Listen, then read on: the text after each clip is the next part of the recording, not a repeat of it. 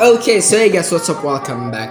In today's video, we're going to talk about the best card from the DBT02 since it's going to release probably today, so by the time you watch this. So yeah, what is the best card from DBT02? First of all, from the least best card in my opinion, so it's not exactly this still considered as the best card from DBT02, but not entirely the best, kinda like it. Now, the first thing first is Dragonic Overlord. I think Dragonic Overlord was pretty strong. Now, the reason why Dragonic Overlord is really powerful is due to his first skill, especially, and his second skill is just an icing on the cake in my opinion. Now, his first skill on Vanguard, so yeah, basically when you're having him on Vanguard, it makes a lot of cards from the Dragon Empire itself actually works really nicely. For example, you can use Tensha, which is a guarantee persona, right? You can use this because you can just attack to the rear guard, it's going to hit anyway, and then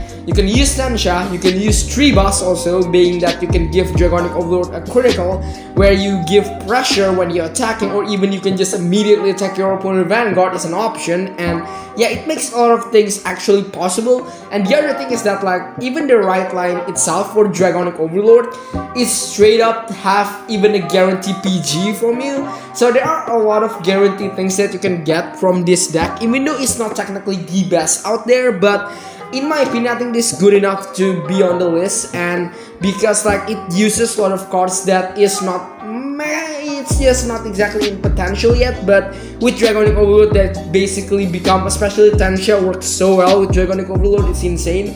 And like Trebus works pretty well with Dragonic Overlord, and straight up the Overlord itself give a easy thing. It's kind of like, if I may say, Dragonic Overlord is very much a boss monster that not really costs too much, and just the ability didn't restrict him a lot, and there are not a lot of things that you need to do within if you want to activate the ability. So that is why that I think Dragonic Overlord is, if not one of the best card from DBT02, even though the deck technically not exactly close enough to be the meta yet, but I think it's good enough to be on the list, being that it make the good use out of Dragon Empire actually support all like the older card and everything else about it. So that's for Dragonic Overlord. Now for the next card is Strong Fortress Dragon Brachio. Now this card is a support for Eugene. Now yeah, it's very interesting because like his ability, basically, you can first of all very cheap retire, just Soul Blast and Arrest, retire your opponent rear guard, that's good enough. And the second skill of Brachio is absolutely insane. Basically, at the start of your battle phase, if your opponent has one or less rear guard, stand this unit and this unit gains 5k until end of the turn. It's absolutely amazing support for Eugene. This basically makes Eugene, if not cheaper deck, basically not really the cheaper price, the price already cheap enough, but the cost to activate off the ability and the payoff, it's getting better. It's getting better, and like I think Brachio, it's a good example to it. And I hope in the next DBT03 they will release actually triple rare version, kind of similar to Brachio, which is slightly better though. But I hope that they make it, because like this Brachio, it makes Eugene slightly more powerful now, can go immediately more quickly, like to, if I may say, just move way quicker and way more power and way more payoff compared to before. And it's good, it's really good, because like you're just immediately gain value. Basically you're retiring your opponent rear guard or mostly everything with a pretty cheap cost, but a good enough bidder basically. And that's what you want with Eugene in any way, because like you want to retire your opponent rear guard, you want to have a good damage attack. Basically you don't want to, if I may say, low power for example, but you want to gain a good amount of power, and you just want to be basically make value, I guess, on what you have for Eugene deck itself. It's not, again, this is not a meta defying card, no, but still this is a good card for Eugene. Like Eugene needed this, and that's what they give us for it, and it's good enough. It's not bad, it's not bad at all. It's a good start, it's an improvement, and it's just like seeing how Jibra Brachio even is still rare. I'm very happy to see it. Like, it's very powerful, makes me want to play Eugene myself. It's so good, like legitly good. It's just powerful. Eugene really needed this. It's good enough power. It's almost free. Like, the second ability is just straight up amazing, because like you can rest this card using Eugene ability, first ability, and at the start of the battle phase it was 10. Then Eugene basically like at some point or another could just gain 10k freely without any cost at all. And even more, this Jibra Brachio gets another 5k, so it's good. It's absolutely good for Eugene. Not meta defying in any way possible, but yet a good enough support for Eugene. So that's basically for the Jibra Brachio. Let's move on into the next card. Is Whimsical Machine Beast Buck Motor. So this is a rare card that is kind of like a Godzilla, and this card ability is basically makes prison slightly, not slightly, but more better compared to before. Literally, this is just fix what prison actually problem is now they can activate the prison, not really the prison ability though, the Vanguard like Syrup Snow ability and every single of the card to just move slightly quicker now. Like, it's just very good. Basically what this card is, if one or less of your opponent's card are in your prison of course, rest this unit, choose a card from your opponent drop, imprison it into your prison. Absolutely good. This is insane. Now, first of all, this did not retire itself, so you keep this card. Second of all, you can activate this card next turn.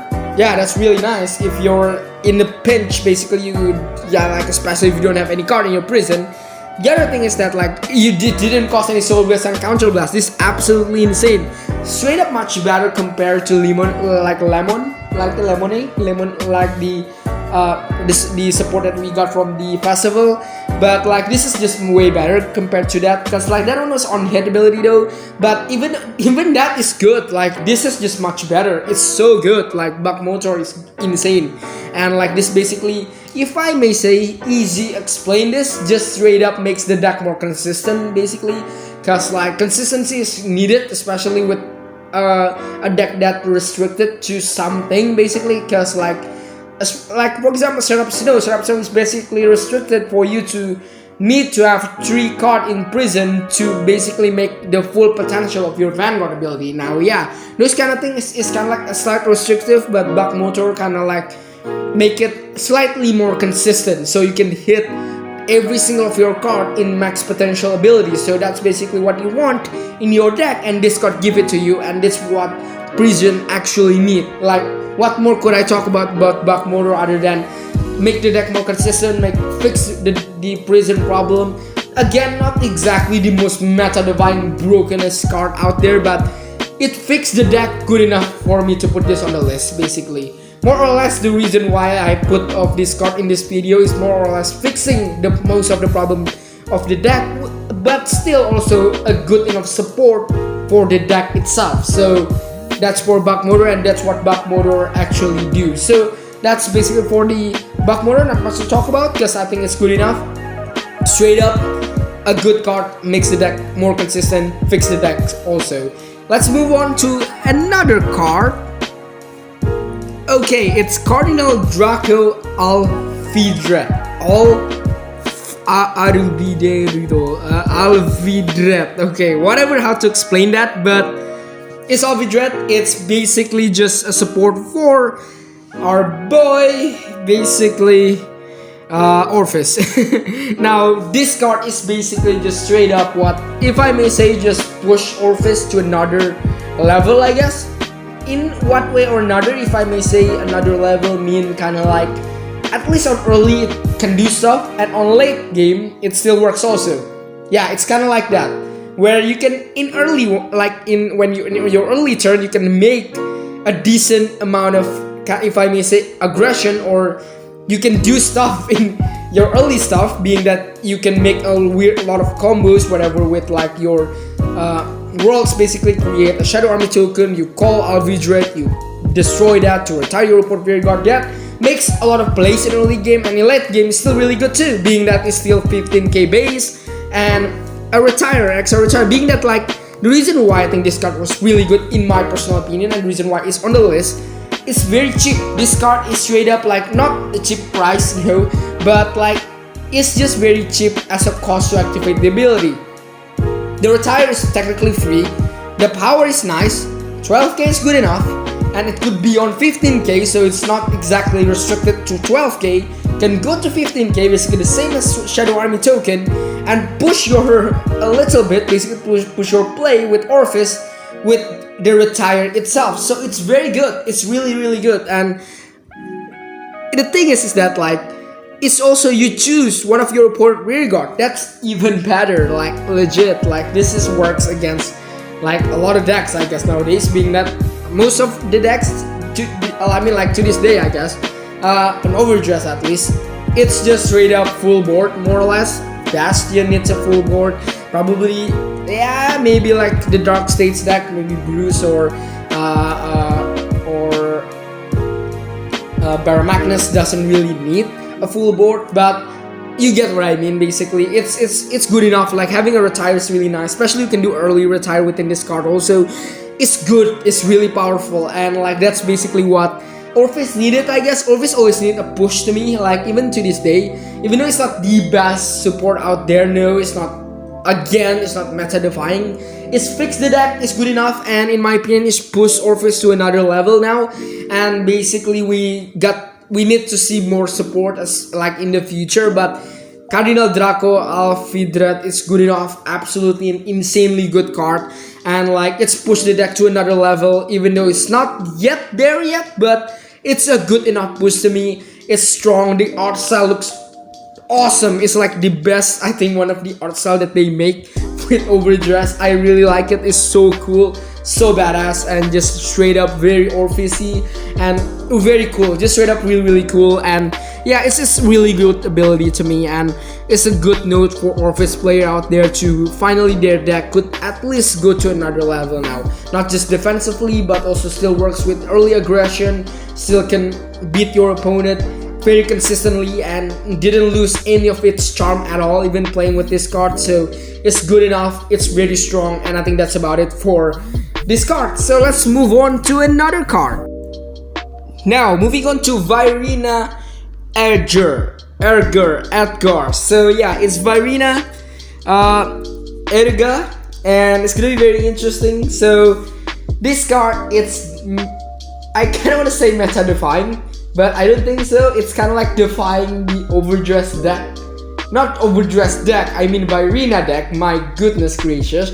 Like when you have like an Overdress ability, sometimes you say Overdress deck, makes confusing. But Varina Erga, it's interesting card. Now, in my opinion, this card is defying not the meta, but defying the deck itself to become something more than the original Varina deck. Now, what makes it different is that the deck now it's more or less much more powerful, I guess.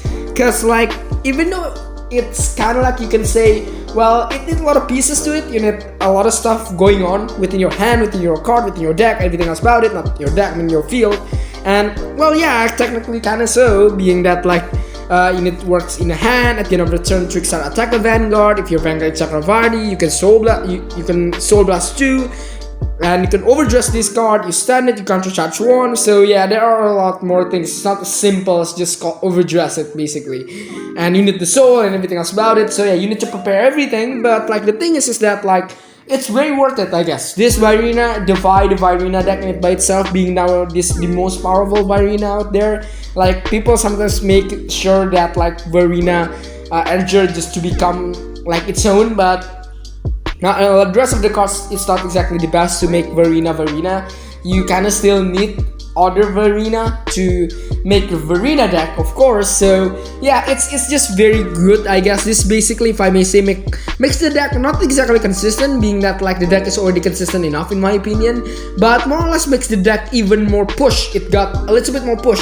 Very good example to it. It's pretty much kinda like it's kinda like Orpheus deck in my opinion, where Cardinal Draco, Alfidret, basically not exactly improve the consistency, being the deck is already consistent enough, but bring more push to the deck. Now, this kind of like this, Varina Edgar got pushed now, even if I may say close enough towards the meta deck, even if could be already, being that we have no idea yet, especially in globally. In Japan it's good enough, I guess, but like the thing is that like it's pushing the deck to become so much better now, and like it's really good. But like even though it's not meta defying yet again, but it fixed the deck, I guess you can say, because like it's pushed the deck, it's makes the deck a little bit more explosive, and you gain a little bit more attack now without the cost. Is just you can work around it actually with other pieces in your hand, so that's why I said that like it's kind of neat pieces, I guess. And in any ways, shape or form, it's still very good, and like the counter charge is nice. The soul blast, you need to carefully like manage your soul, and it could protect yourself, being that it will get 10k shield, still get 10k power though, makes the card slight even more push to become more stronger within the multi attack itself. Now yeah, stuff like that was really interesting and makes the deck even more push, even more better. And even though it's not there yet, no, not yet, probably in DBT03 with Varina will probably be in the like exactly in the meta. But for now it's just meta contender. It's not exactly the meta, but like it's contender to become the meta, but not really. So yeah, Varina Edgar really pushed the deck to its limit by now, but like it's still very nice, very appreciated with the Varina deck, of course. So it's a good support. Very happy if you play Varina, in my opinion. Still really good card and a good enough deck for you to wait for the Varina Expected. I have no idea what the name of that card is, but yeah, it is what it is though. I think it's really good support and one of the best card from the DBT02. So I think that's about it for Varina. Let's go jump right into the last and final card. Okay, I forgot about this card. So this card is Sylvan Horn Beast Demonary. So after this, they are the last cards. So yeah, Demonary is a support for Magnolia deck. This is very powerful, not a meta defying card, but makes Magnolia even better. Revolutionized Magnolia deck. I kind of want to put the grade 0 in here, but now I'm just going to put the grade 2. I think the grade 2 much more cooler to talk about. Now, Demonary is ability is when this unit plays on rear guard. If your Vanguard is Magnolia, you can soul blast one, choose one of your rear guard, and at the end of the turn, this unit can attack from the back row and gains 5k. Really good, very strong ability, makes even more attack within Magnolia, and it's a combo to any reviving order out there. So yeah, it's nice, especially this is very good against prison especially. And so you can play, yeah, you can, if you have enough if I may say resources to do so. Very good when placed, always a good ability, especially in this card around in Overdress, especially being that there are a lot of retire and Soekia that can easily just revive their own rear guard, and having a when placed ability that this good is really nice. So yeah, it's very good, very powerful, and if I may say fix a lot of pieces problem with Magnolia, even though not exactly, but having this option, very good, very good. Now his second ability is when this unit is chosen by your Vanguard effect, this unit gains 5k until the end of that turn. Give it power easily, so it's very good. So when Magnolia normal ability without the persona riding, you can just choose Demonary to just always gains 5k when it stands. So very strong, it's 15k beater, and like it works very, like the reason why I think Demonary is so good, it's very fertilized that you can use this card like legit, like it's really insane. It's really like you not really plus, but you're making use out of your reviving order card, and also this also complements Magnolia ability. Then again, given an extra attack when Magnolia didn't come out at max potential, fix the deck, basically makes the deck way quicker. That's the thing with Magnolia, is that you need to move quickly. Like it's a really early aggression deck, and this card fixes it. Like literally, it basically makes push with the early game, and this card helps you to do so. And that's very, very good, and that's what Magnolia is. It's not a meta divine, it's not meta contender, but it's the meta killer, kind of like you can say that is the deck that most likely could beat most of the meta, like Bastion, especially Bruce. Bruce move really slowly. This can just go very powerful early turn with a lot of the support that we get from the DBT02. Rejoice for Magnolia, play it out there. This is very good card and just straight up insane in my opinion. It's very good, and like I think it's no wonder it's dividing the deck for Magnolia itself. So very good support for Magnolia. Now let's go jump right into the real final card. Yeah. You know it's coming, boys. It's Diabolos Jet Backer Leonard. Now, yeah, this is, if not the most powerful card out of DBT02, no doubts about it. Like, the first time that I see this card, it's so strong, so good, and so fun to play. And like this insane ability, his ability, if you're in the final rush, this unit gains 5k, that's good. And when this unit would attack, it battles all of your opponent units in the same column. Now, the second ability, when this unit attack hits, soul charge 1, and if your opponent Vanguard is bruised, choose up to 1 card from your soul, call it into the open rear guard. This is insane. Absolutely crazy. Like, legit. This is very powerful, and it gives you soul charge, give you toolboxy style in bruise deck. You can call it to the open rear guard, which is you're not forced into using a lot of cards in your hand, and it gains 5k, destroy your opponent's board, and just really good. This is insane for Bruce. Like, holy crap. And it can stand too, being in final rush, you know. It's soul charge 1, give your another boost to your soul. This is just insane. Like, you have no idea how insane this card is. Crazy. And like, yeah, this is meta contender. This is a meta defying card. Absolutely insane for Bruce. I love this card, so fun to play. I want to play this. Legit, like, I really do. Leonard is so tempting for me to make Bruce deck, like, with Leonard support. Absolutely very fun, very cool, and just straight up destroy like Bastion formation, for example. Magnolia got punished if you're long enough when you against, like, if the game goes that long. And like, yeah, legit, even though it's not, as if you may say, well, it's not extra attack. Well, Bruce give you extra attack anyway, so what do you mean? It's so strong, so good, it's insane. Like, legit, it's just give, like, I'm so confused how you can make this card so good yet so fun. Like, legit, like, it's so, like, even though it's meta defying in, like, you may say, like, in a broken way, not really, it's not that broken, but like, it's just a good example to, from Unga Bunga swing deck to swing, but makes it so fun. Like, you're toolboxy, you're strategizing, you're destroying your board, everything else about it. It's a fun card to play, and just straight up very strong, very good payoff that you can do within this card. It pluses you too. It's insane. Yeah, legit. Like, what can I say more about Leonard? Best card in this booster box. Is the winner out of everything. So that's for Leonard. What more can I talk about? So I think that's about it for the best card from DBT02. I know I didn't talk about Zorga, Hexaorb, and I think that's the deck that I'm not talking about in this video. But I don't think like both of the playstyle get something that is decent enough.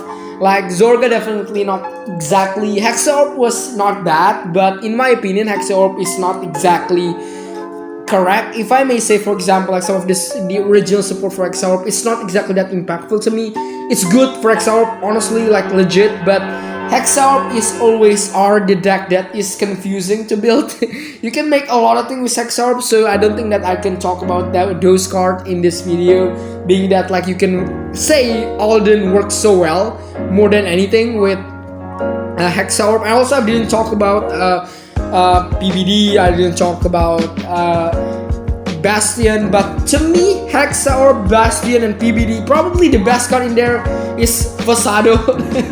It's probably Facade, or Fossat. I don't know how to pronounce it, but Fasado is straight up the best card.